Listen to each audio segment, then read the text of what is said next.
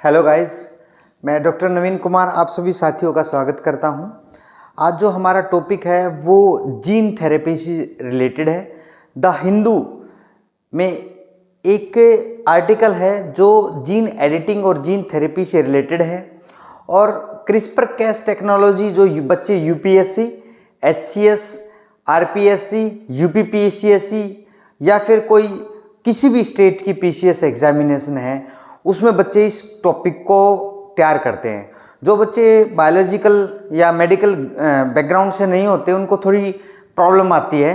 तो आज मैं आपको हर एक चीज़ अच्छे से एक्सप्लेन करूंगा कि जीन थेरेपी होती क्यों है और क्या क्या अब जीन थेरेपी अप्रूव्ड हो चुकी हैं। देखिए, सबसे बड़ी जो प्रॉब्लम है आजकल वो जो ब्लड से रिलेटेड, अनीमिया से रिलेटेड है। जैसे पहली बात की जाए सिकल सेल एनीमिया, दूसरे नंबर पे बात की जाए बीटा थैलेसीमिया। तो ये जो डिजीज़ हैं ये दोनों की दोनों जेनेटिक प्रॉब्लम से होती हैं। ठीक है, जेनेटिक प्रॉब्लम का मतलब हमारा जो डीएनए है।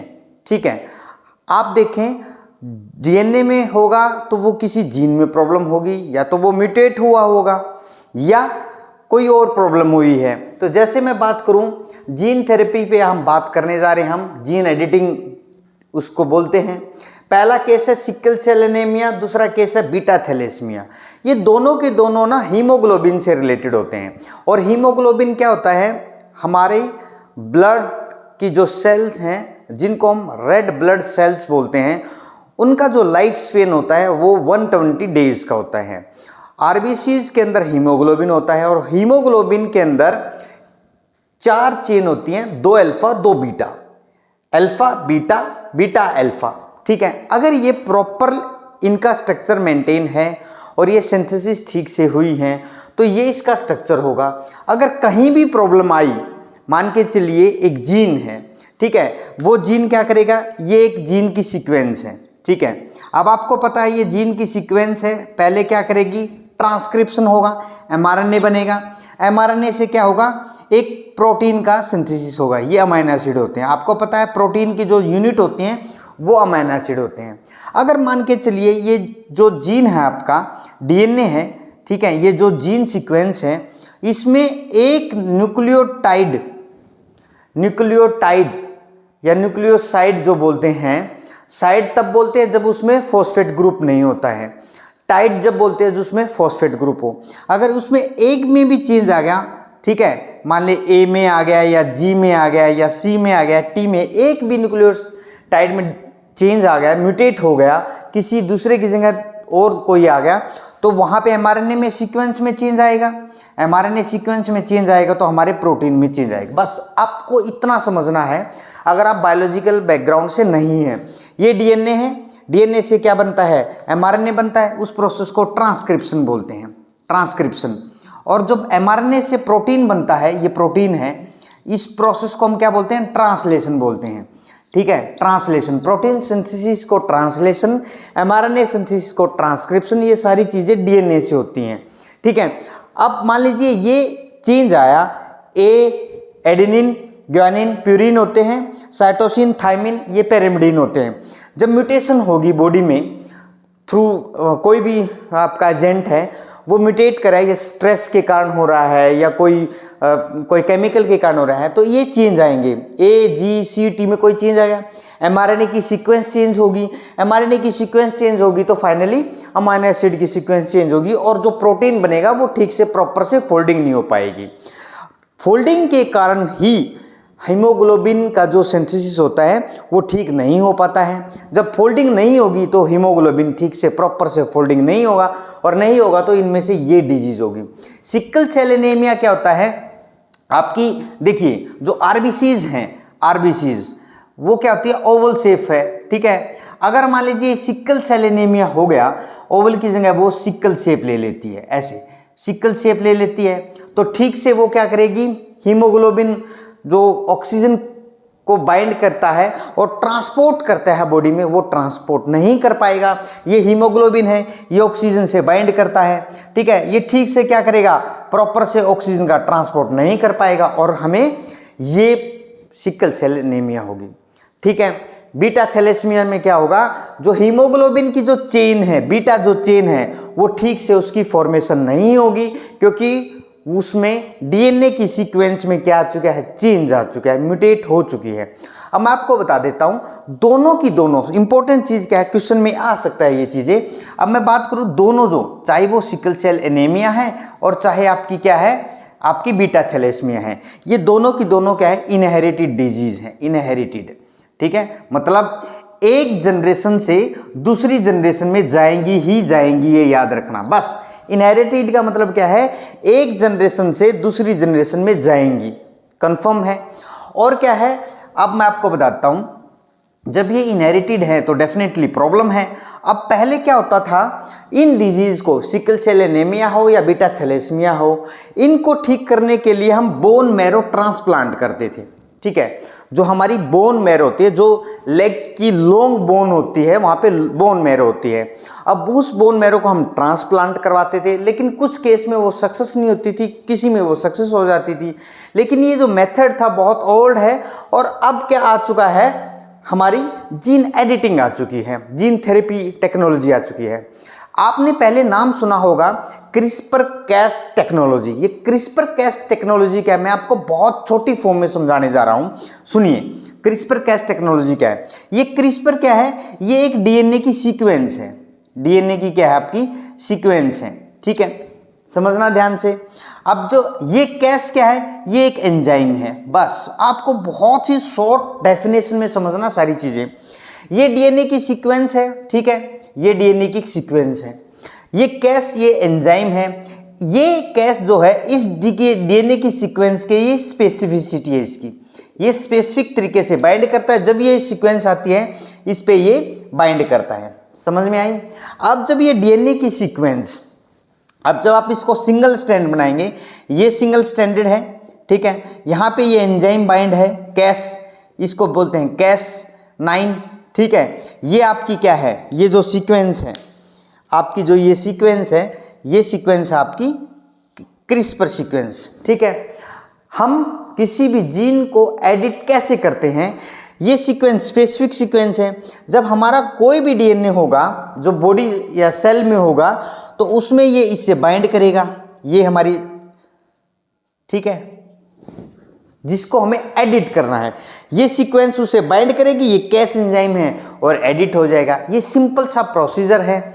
अब क्या हुआ, आपकी जो यूके एंड यूएस एफडीए ने दो टेक्नोलॉजी जो हैं, कैसगेवी एंड लाइफगिनिया, दो टेक्नोलॉजी को अप्रूव कर दिया है, और यूके ने क्या किया है, इसको अप्रूव कर दिया है। ठीक है, अब यूएस एफडीए जब दोनों टेक्नोलॉजी को अप्रूव कर चुका है, तो डेफिनेटली हमारे लिए जो दो डिजीज हैं, sickle cell anaemia and beta thalassaemia की प्रॉब्लम जो अभी चली है, या ये मान के चलिए बहुत ज़्यादा प्रचलन में है विश्व में, तो हम उससे इसको ठीक कर सकते हैं। हमें बोन मैरो टेक्नोलॉजी, जो बोन मैरो ट्रांसप्लांट है, उसकी ज़रूरत नहीं होगी। जब ये अप्रूव्ड हो चुकी हैं दोनों की दोनों, किसमें, सिकल सेल एनीमिया में। लेकिन यूएस एफडीए ने ये भी बोला है कि बीटा थैलेसीमिया के लिए हम दोनों टेक्नोलॉजी को 2024 तक अप्रूव कर देंगे, क्योंकि अभी ट्रायल चला हुआ है किस पे, बीटा थैलेसीमिया पे। सिकल सेल एनीमिया पे अप्रूव हो चुकी है, बट बीटा थैलेसीमिया में 2024 में वो अप्रूव कर देंगे, अभी ट्रायल चला हुआ है। अब सुने, अब ये टेक्नोलॉजी क्या, बहुत ही कम समय में कैसगेवी क्या है, अप्रूव हो चुकी है। ये एक तरह की क्रिस्पर Cas9 पे डिपेंडेंट टेक्नोलॉजी है, क्रिस्पर Cas9 पे डिपेंडेंट। अब ये मैं आपको समझा चुका हूं, क्रिस्पर क्या है, एक डीएनए सीक्वेंस है, Cas9 क्या एक एंजाइम है, ये इस डीएनए सीक्वेंस के स्पेसिफिक एंजाइम है, ये वाला, ये बाइंड करता है जिस भी जीन का, ये मेरा एक जीन है, ये वाली सीक्वेंस हो, इस जीन को मुझे क्या करना है, एडिट करना है। अब ये जो सीक्वेंस है क्रिस्पर की, इससे बाइंड करेगी, बाइंड करके ये एंजाइम इससे बाइंड है, और इसको क्या कर देंगे, एडिट कर देंगे। ये एक टेक्नोलॉजी है। तो कैसगेवी क्या है, क्रिस्पर Cas9 बेस्ड टेक्नोलॉजी है। क्या होता है, अब सुनिए, इसमें क्या है, जब भी आपका BCL11A ये क्या करता है, फीटल हीमोग्लोबिन को नहीं बनने देता। ठीक है, तो क्रिस्पर जो ये कैसगेवी है, ये BCL को क्या कर देती है, रोक देती है। जब BCL11A बॉडी में है तो वो क्या करेगा, फीटल हीमोग्लोबिन को नहीं बनने देगा। जब बनने नहीं देगा तो हमें प्रॉब्लम आएगी। किस में प्रॉब्लम आएगी, डेफिनेटली सिकल से, इसमें बीटा थैलेसीमिया में प्रॉब्लम आएगी।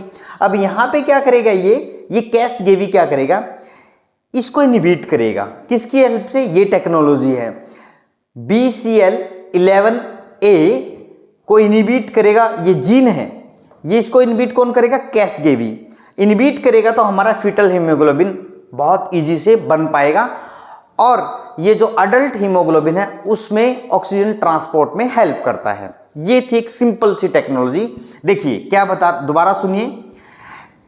जब किसी भी पेशेंट को बीटा थैलेसीमिया है, ठीक है, उसमें क्या होता है, BCL11A फीटल हीमोग्लोबिन को नहीं बनने देता। ठीक है, अब मुझे पता है कि बीटा थैलेसीमिया हुआ तो BCL11A ये किसको इनहिबिट करता है, फीटल हीमोग्लोबिन को नहीं बनने देता, उसके जीन को इनहिबिट कर देता है। लेकिन मुझे क्या करना है, BCL11A को इनहिबिट करना है, उसको सप्रेस करना है ताकि वो एक्सप्रेस ना हो। मैं क्या करूंगा, कैसगेवी जो टेक्नोलॉजी है, जीन एडिटिंग टेक्नोलॉजी है, जीन थेरेपी है, उसकी हेल्प लूंगा, उससे मैं इसको इनहिबिट कर दूंगा। जब मैं इसी को इनहिबिट कर चुका हूं, BCL11A को इनहिबिट कर चुका हूं, तो मेरा ये फीटल हीमोग्लोबिन आराम से बनेगा, फुल क्वांटिटी में बनेगा। ठीक है, और अडल्ट हीमोग्लोबिन की हेल्प करेगा और ऑक्सीजन ट्रांसपोर्ट में हेल्प होगी। समझ में आया, ये थी कैसगेवी। अब दूसरी है लाइफगिनिया। ठीक है, इसमें क्या होता है, यहां पे इसमें हम वेक्टर का यूज करते हैं। ये वेक्टर है, DNA वेक्टर होता है। ठीक है, कहां से लिया हमने, लेंटिवायरस से लिया, लेंटिवायरस से लिया ये वेक्टर। ये हम क्या करेंगे, ये एक डिसेबल्ड वेक्टर है, डिसेबल्ड वेक्टर है, ये डिसेबल्ड वेक्टर है। इसमें हम हमारे जो थैलेसीमिया में जो बीटा ग्लोबिन जीन है, उसके जीन को हम क्या करेंगे, इंसर्ट करेंगे, और ब्लड स्टेम सेल, जिस ब्लड स्टेम सेल में जो हमारा बीटा चेन है इन्फेक्टेड है या वो म्यूटेटेड फॉर्म है, उसको वो रिप्लेस कर देगा। कौन, ये रिप्लेस कर देगा। समझ में आई, किसमें, ब्लड स्टेम सेल में। और जब वो उसको रिप्लेस करेगा तो एक ठीक ठाक अच्छी फॉर्म किसकी, बीटा ग्लोबिन की चेन जो होगी वो बनेगी, और वो आपस में इनकॉर्पोरेट हो जाएंगे और वो एक अच्छा हीमोग्लोबिन प्रिपेयर करेंगे। ठीक, समझ में आई, good form of haemoglobin. Now beta thalassaemia की प्रॉब्लम हम दूर कर सकते हैं। तो हम याद रखें, कैसगेवी किसकी हेल्प लेता, क्रिस्पर कैस की, मैचिंग में आ सकता है। लाइफगिनिया किससे यूज, क्या टेक्नोलॉजी है, by the use of disabled lentivirus. समझ में आया। और ये वेक्टर जो है डिसेबल लेंटिवायरस क्या है, एक वेक्टर है, हम उसमें इंसर्ट करते हैं हीमोग्लोबिन, बीटा हीमोग्लोबिन का जो जीन की जो सीक्वेंस है वो किस में इंसर्ट करवाएंगे, ब्लड स्टेम सेल में इंसर्ट करवाएंगे, और वो एक ठीक फॉर्म हीमोग्लोबिन की प्रिपेयर करेगा। ये था हमारा आज का क्या, gene therapy, gene editing, sickle cell anaemia, beta thalassaemia, इस पे हमने डिस्कस किया। अगर आपको कोई भी बायोलॉजी के कंसेप्ट में कोई भी बच्चा UPSC, HCS, HPSC, UPPCS, UKPCS और राजस्थान PCS की प्रिपरेशन कर रहा है, वो नविता क्लासेस चैनल पे कमेंट सेक्शन में कमेंट कर सकते हैं। मैं कोशिश करूंगा कि जितना हो सके बायोलॉजी का या मेडिकल का कोई भी कंसेप्ट है, क्योंकि मैं ये देख रहा हूँ UPPCS हो, चाहे UPSC है, चाहे वो HCS एग्जामिनेशन है, RPSC है, उनमें बायोलॉजी का अच्छा खासा इकोलॉजी, बायोडाइवर्सिटी, एनवायरमेंट और बायोलॉजी का बहुत अच्छा खासा क्या है, वेटेज है। 15 से 22 क्वेश्चन तक यहाँ से आते हैं। तो जैसे ही हमारी न्यूज़ में इससे रिलेटेड कोई भी टेक्नोलॉजी हो, कोई भी इकोलॉजी, इन्वायरमेंट, बायोडाइवर्सिटी की न्यूज़ है, तो डेफिनेटली नविता क्लासेस आप लोगों के लिए कवर करने की कोशिश करेंगे। Stay tune with Navita classes. अगर आप चैनल पे नए हैं, चैनल को लाइक, शेयर, सब्सक्राइब करना ना भूलें। Thank you all.